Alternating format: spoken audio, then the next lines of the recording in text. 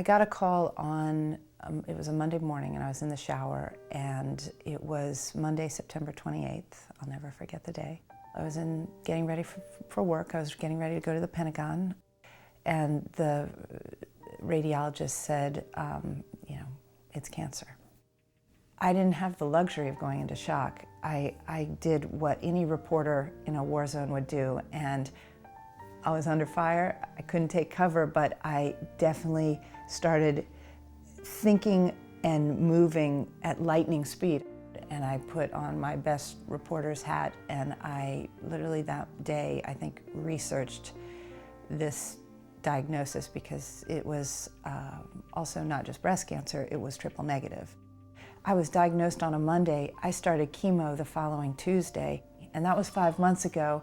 I had my 17th chemo treatment on Saturday, and I'm hoping it's my last. I had this 9-centimeter tumor. After 17 rounds of chemo, they couldn't find the tumor when I went in last week to do mammograms and sonograms. The tumors had disappeared. My family is the key. My family is the reason I fight. I have a wonderful husband. We met, I guess, almost 20 years ago in South Africa, in Soweto, when Mandela was being released from prison.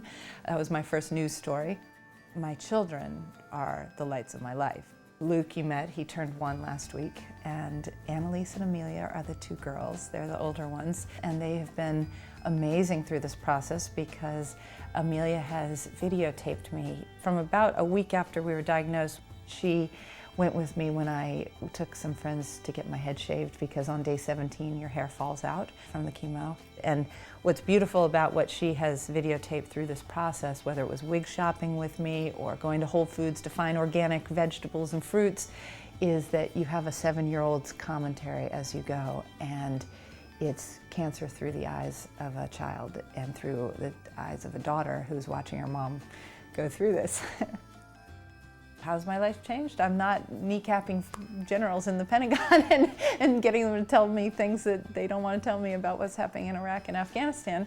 Instead, I'm cornering every oncologist up and down the Eastern Seaboard and asking them what the latest is on triple negative. There are so many women out there who are going to see this and who may have just been diagnosed with triple negative. And what I want to tell them is you can get through chemotherapy. You can exercise every day during chemotherapy. In fact, I recommend it. I did Pilates as much as I could and went running. You've got to be tough-minded. You've got to get the best medical advice. You've got to question everything your doctors tell you. You've got to research it yourself on the internet. And you can't get scared because it's a wild ride and it's a roller coaster, but you can get through it.